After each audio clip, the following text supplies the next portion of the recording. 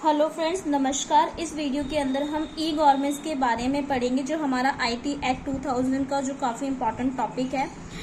इसको पढ़ने से पहले हम ई गवर्नेंस का मतलब पढ़ेंगे कि ई गवर्नेंस का मतलब क्या होता है।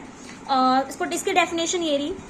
इसमें काफ़ी सबने बहुत अलग अलग डेफिनेशन बोली है। हम एक इम्पॉर्टेंट डेफिनेशन पढ़ते हैं जो हमारे एग्जाम में हम लिखेंगे तो हमें फुल मार्क्स मिल सकते हैं। E-governance is defined as the use of electronic information and communication. E government को हम जब डिफाइन करेंगे तो हम बोल देंगे कि एक ऐसा इलेक्ट्रॉनिक इंफॉर्मेशन है या कम्युनिकेशन है जो गवर्नमेंट की एजेंसी जो है वो ट्रांसफॉर्म करती है। किसको करती है? सिटीजन को, बिजनेस को या अदर ऑर्गन ऑफ गवर्नमेंट को। It involves information technology enabled initiative which are use for improving the interaction between government and citizen. जैसे कि मान लो ई गवर्नेंस का मतलब क्या है। जैसे कोई गवर्नमेंट है, कोई गवर्नमेंट अगर गवर्नमेंट जॉब निकाल रही है या कुछ भी चीजें निकाल रही है, जैसे कि हमारा कोई पब्लिक प्लेस है वो कब बंद है, कब ओपन है, क्या सर्विसेज है, क्या सर्विसेज चार्जेस होगा, तो ये सारे क्या करती है, ये अब ये डिजिटल, अब ये नेट पे डाल देती है। तो जिससे क्या होता है, ये हमारा इलेक्ट्रॉनिक के फॉर्म में होता है, जिसको हम इजिली वहां से इंफॉर्मेशन हम ले सकते हैं और हमें पता चल जाता है। नहीं तो पहले क्या होता था, पहले के टाइम पे लोग वहां पर जाते थे, फिर पता चलता था कि अरे हाँ जॉब निकल रही है, या न्यूज़पेपर में देते थे, किसी को पता है किसी को नहीं पता। बट आज के टाइम पे इलेक्ट्रॉनिक मतलब जो फोन है वो सभी यूज कर रहे हैं और नेट भी सब यूज कर रहे हैं। तो जो भी जॉब्स निकलती हैं वो आपके सरकारी रिजल्ट पे निकल जाती है। तो इसका इन्फॉर्मेशन कौन प्रोवाइड कर रहा है? इसका इन्फॉर्मेशन जो है वो हमारा गवर्नमेंट प्रोवाइड कर रहा है। तो इस ई गवर्नेंस वही है जो इन्फॉर्मेशन प्रोवाइड करे। किसको प्रोवाइड करे? सिटीजन्स को, बिजनेस को और अदर ऑर्गन को। तो इसमें यही है, the interaction between government and citizen and government and business as well. कि इंटरेक्शन किस में हो रहा है? गवर्नमेंट और सिटीजन के बीच में हो रहा है या गवर्नमेंट और बिजनेस के बीच में हो रहा है। The interaction government operation to simplify and improve democratic government and business respect of government. कोई भी गवर्नमेंट टू गवर्नमेंट भी हो रहा है और कोई भी अच्छा जो भी वर्क हो रहा है डेमोक्रेटिक हमारे जो इसको इम्प्रूव करने के लिए इस चीज को किया जा रहा है कि आप ई गवर्नेंस मतलब इलेक्ट्रॉनिक गवर्नेंस बनाएं और जो भी इन्फॉर्मेशन होती है वो इलेक्ट्रॉनिक के थ्रू में आप ट्रांसफर कर दें, कम्युनिकेट कर दें।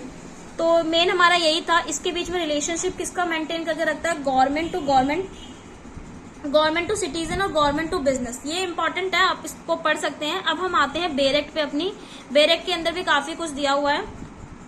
हमारे बेयर एक्ट के अंदर जो इलेक्ट्रॉनिक गवर्नेंस है वो सेक्शन 4 से लेकर 10 तक दे रखा है। सेक्शन 4 में बता रखा है कि लीगल रिकॉग्निजेशन ऑफ इलेक्ट्रॉनिक रिकॉर्ड क्या है। अगर आपने किसी भी इलेक्ट्रॉनिक रिकॉर्ड को लीगल रिकॉग्नाइज, लीगल मतलब पहचान दे दी है, तो वो हमारा क्या होगा, वो हम डीम मान लेंगे कि वो जो रिकॉर्ड है वो सही है और इसको हम यूज कर सकते हैं।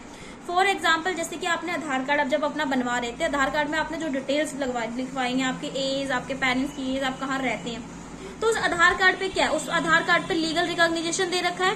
तो इस रिकॉर्ड को हम क्या मानेंगे? इस रिकॉर्ड को हम सही मानेंगे, वैलिड मानेंगे। तो इसके बारे में बता रखा है। Where any law provide that information और any other matter shall be in writing.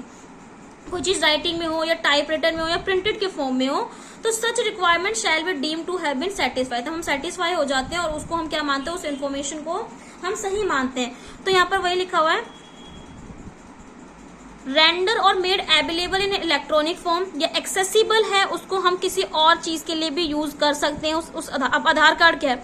Aadhaar card तो आप बहुत चीजों पे यूज करते हो। अपना कभी भी आप कॉलेज में एडमिशन ले रहे हो या कहीं भी जा रहे हो तो आपको आधार कार्ड की नेसेसरी पड़ती है। तो इस पे क्या है? इस पे लीगल रिकॉग्निशन दे दिया है। ऐसे legal recognition of electronic signature पे, जैसे कि आपका कोई साइन है। अब where any law provide the information और any other matter shall be authenticate by affixing the signature and any document shall be signed or bear the signature। जैसे कि मान लो एक हमारा www.com जो भी है या www.yahoo.com है, तो अब जो भी अगर हम साइट देखेंगे तो उसके नीचे क्या होता है? उनके नीचे उनका मतलब उनका नाम होता है। उस नाम को हम उसका इलेक्ट्रॉनिक सिग्नेचर बोल देते हैं कि ताकि हम ऑथेंटिकेट हो जाए कि जो भी इन्फॉर्मेशन दी गई है वो इनके द्वारा दी गई है। या वो लोग नीचे साइन भी कर देते हैं या कोई थॉट्स लिखते हैं अपने, तो वो साइड में अपना नाम लिखते हैं। जैसे क्या होता है या साइन करते हैं, जैसे ये होता है कि इन लोगों ने ये इन्फॉर्मेशन दी और इसके ऊपर जो इलेक्ट्रॉनिक सिग्नेचर सर्टिफिकेट भी जो इशू होता है, अगर वैसा इशू किया गया तो उस पर लीगल रिकॉग्निशन आपको दे दी गई है। तो वेयर एनी जो भी है इसको हम यहाँ से पढ़ते हैं। Such requirement shall be deemed to have been satisfied if such information or matter is authenticated by means of electronic signature affixed in such manner as may be prescribed by the central government, जो central government ने prescribe कर रखा है। अब देखो इसका explanation ये बोल रखा है कि जो साइन है वो आपको ग्रामेटिकल वेरिएशंस भी होता है या कॉग्नेट एक्सप्रेशन भी होता है। जैसे कि मान लो 2 पर्सन है, 2 पर्सन क्या है, एक सोहन है और एक और भी सोहन है। तो सोहन, इस सोहन के और इस सोहन के साइन दोनों के अलग हो सकते हैं। तो ये क्या करता है, ये आपको डिफरेंशिएट भी करता है कि आप सही जो चीज कर रहे हैं क्या वो सही कर रहे हैं, जहां से इन्फॉर्मेशन आप ले रहे हैं क्या वो सही इन्फॉर्मेशन है, क्या आप उसी पर्सन ने वो इन्फॉर्मेशन दी है कि नहीं दी है। अब सेक्शन 6 बताता है कि जो इलेक्ट्रॉनिक रिकॉर्ड और इलेक्ट्रॉनिक सिग्नेचर है कि गवर्नमेंट उसको किस तरीके से उसमें गवर्नमेंट के पर्पज या उसके एजेंसी में यूज किया जाएगा। The filling of any form, अगर कोई फॉर्म फिल किया जा रहा है या एप्लीकेशन कोई फिल किया जा रहा है या कोई अदर डॉक्यूमेंट है, ऑफिस, अथॉरिटी या बॉडी और एजेंसी ऑफ ऑन और control by the appropriate government, और वो किसके हाथ में कंट्रोल है, अप्रोप्रिएट गवर्नमेंट के, तो इनका यूज किया जाएगा इलेक्ट्रॉनिक रिकॉर्ड का। अब देखो, अब आप कोई गवर्नमेंट कॉलेज में या अब तो प्राइवेट कॉलेज में भी अगर आप जा रहे हो तो क्या होता है, वहां पर आपका इलेक्ट्रॉनिक रिकॉर्ड कोई मांगते हैं। इलेक्ट्रॉनिक रिकॉर्ड मतलब रिकॉर्ड मांगते हैं, आधार कार्ड मांगते हैं। कभी कभी ये होता है कि हम कोई फॉर्म ऑनलाइन भर रहे हैं तो हम अपना आधार कार्ड क्या करते हैं, आधार कार्ड नंबर उस पर डाल देते हैं, जिससे क्या होता है कि हमारा आधार कार्ड नंबर डालते हैं पूरा इलेक्ट्रॉनिक जो रिकॉर्ड हमारे आधार कार्ड में वो वहां पर चला जाता है। द इशू और grant of any license, permit, sanction और approval by what name called in particular manner, और पर्टिकुलर मैनर में कुछ भी चीज अप्रूवल कर रखी है। अगर आप रिसीव कर रहे हो और पेमेंट कर रहे हो money in a particular manner, तो भी आपको ये बताया जाएगा, इसका यूज किया जाएगा कि आप कैसे ट्रांजैक्शन कर रहे हैं, वो कर रहे हैं। जैसे कि आज के टाइम में गूगल पे हम यूज कर रहे हैं।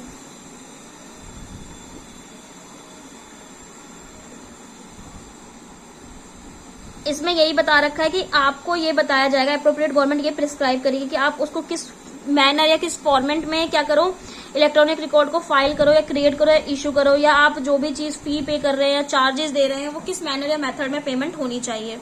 सेक्शन 6A में बता रखा है delivery of service by service provider.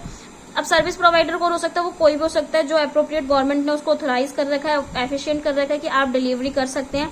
जैसे कि कोई पब्लिक पर्सन भी हो सकता है या कोई भी पर्सन हो सकता है, या प्राइवेट एजेंसी भी हो सकती है, प्राइवेट कंपनी, पार्टनरशिप फर्म, कोई भी। जैसे कि मान लो कोई प्राइवेट कंपनी है, वो भी आपको कोई सर्विसेज दे रही है। अगर किसी का प्राइवेट अपना रेस्टोरेंट है तो वो आपको जो सर्विस प्रोवाइड कर रही है तो उस सर्विस का वो क्या करेगी, वो चार्जेस करेगी। अब कभी कभी वो सर्विसेज क्या है, उसको ज्यादा स्प्रेड आउट करने के लिए वो इलेक्ट्रॉनिक में डाल देगी, मतलब नेट पे डाल देगी कि हमारे इधर ऐसा ऐसा। आप लोग कभी कहीं घूमने जाते हो तो नेट पे सर्च करके जाते हैं कि कौन सा रेस्टोरेंट सबसे अच्छा है।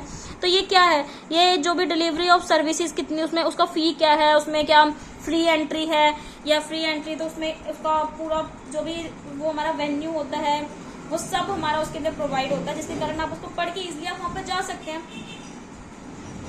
तो उसका चार्जेस कितना होगा, ये सब चीज जो है ये आपका इलेक्ट्रॉनिक के फॉर्म में डिलीवरी कर दिया जाता है। उसको जो डिलीवरी करता है, उस जो सर्विस को प्रोवाइड करता है उसको सर्विस प्रोवाइडर कहते हैं, और उस सर्विस का आप चार्ज भी लेंगे और कलेक्ट करेंगे, रिटेन करेंगे। और अप्रोप्रिएट गवर्नमेंट ने अगर मतलब जैसे कि मान लो कोई एक्ट और रेगुलेशन नहीं बताता कि आपको कितना चार्जेस लेना है, तो आप IT एक्ट के अकॉर्डिंग चार्जेस को ले सकते हैं। अप्रोप्रिएट गवर्नमेंट क्या करेगा, वो सर्विसेज चार्जेस के स्केल बना देगा कि आप अगर रेस्टोरेंट में जा रहे हो तो आपको सर्विसेज इतना प्रोवाइड करना है, किसी और चीज में सर्विसेज आप ले रहे हो तो उसका इतना चार्ज होगा। और ये चार्जेस क्या होते हैं, डिफरेंट चार्जेस होते हैं। Retention of electronic record, retention का मतलब होता है किसी भी चीज को आप कीप करके संभाल के रखना, एक्शन ऑफ कीपिंग समथिंग और ऑफ बीइंग केप्ट। तो रिटेंशन ऑफ इलेक्ट्रॉनिक रिकॉर्ड क्या है, where any law provide the document, record और इन्फॉर्मेशन। अगर आप किसी की डॉक्यूमेंट को या किसी रिकॉर्ड या किसी इन्फॉर्मेशन को ले रहे हो तो वो कैसे होना चाहिए, वो इलेक्ट्रॉनिक की फॉर्म में होना चाहिए और उसको हम कहीं भी यूज कर सकते हैं। यहाँ पर लिखा हुआ है the information contain there in remain accessible, कि वो जो इन्फॉर्मेशन है वो एक्सेसिबल होना चाहिए, यूजेबल होना चाहिए सब्सिक्वेंट रेफरेंस में, कि हम कहीं और भी रेफरेंस कर सके उसको। The electronic record is retained in the format in which it was originally generated, sent or received, or in a format which can be demonstrated or represent accurately the information originally generated, sent or received। जो भी electronic आप record आपका retain किया गया उसको आप send, receive और format की फॉर्म में भी कर सकते हैं। The detail which will validate to identification जो भी उस पर इलेक्ट्रॉनिक रिकॉर्ड पे है वो सही होनी चाहिए। सेक्शन 7A में बता रखा है कि audit of document etcetera maintain in electronic form, कि जो भी डॉक्यूमेंट है अगर आप उसको ऑडिट के फॉर्म में है तो भी हमारे जो ये IT एक्ट है इस पे प्रोविजन बना सकता है। Where in any law for the time being in force there is a provision for audit of document, record और information, the provision shall also be applicable for audit of document, record और information, processed and maintained in the electronic form। कि जैसे कि कोई भी audit है अगर आप कहीं जा रहे हो रेस्टोरेंट में और आपको बिल दे रहा है, तो वो बिल इलेक्ट्रॉनिक की फॉर्म में भी आपके पास आज के टाइम में मैसेज आ जाता है। पहले तो वो रिसिप्ट क्लिक वो पहले काट के देते थे, बट अब इलेक्ट्रॉनिक फॉर्म में आपके पास आ जाता है कि आपने इतना इतना चार्ज किया, ये था वो था।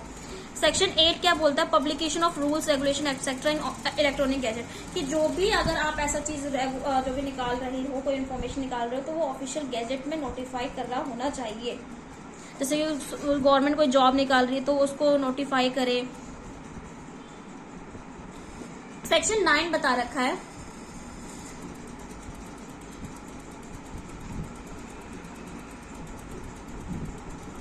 सेक्शन 9 बता रखा है कि 6, 7, 8 के अंदर जो भी दे रखा है वो क्या है?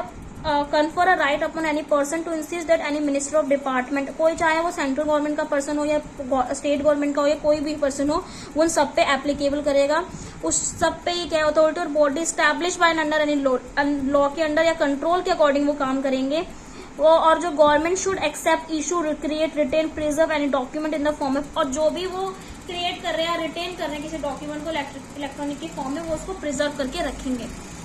और सेंट्रल गवर्नमेंट के पास सेक्शन 10 में बता रखा है, सेंट्रल गवर्नमेंट के पास पावर होती है कि वो लॉ बना सके इन सब चीज के ऊपर, इलेक्ट्रॉनिक सिग्नेचर इन सब के ऊपर, कि कैसा टाइप ऑफ इलेक्ट्रॉनिक सिग्नेचर कितने टाइप का होता है। आप देखते हो कि कोई फॉर्म भरते हो कि इसका जो केबी इतने 100 केबी से नीचे का होना चाहिए, कैसे भी होना चाहिए।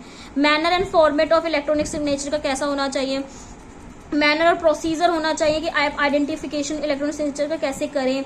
कंट्रोल प्रोसेस एंड प्रोसीजर होना चाहिए कि आप इंटीग्रिटी या सिक्योरिटी या कॉन्फिडेंशियली इलेक्ट्रॉनिक रिकॉर्ड और पेमेंट जो कर रहे हैं उनका कंट्रोल है किसी के पास कि नहीं है।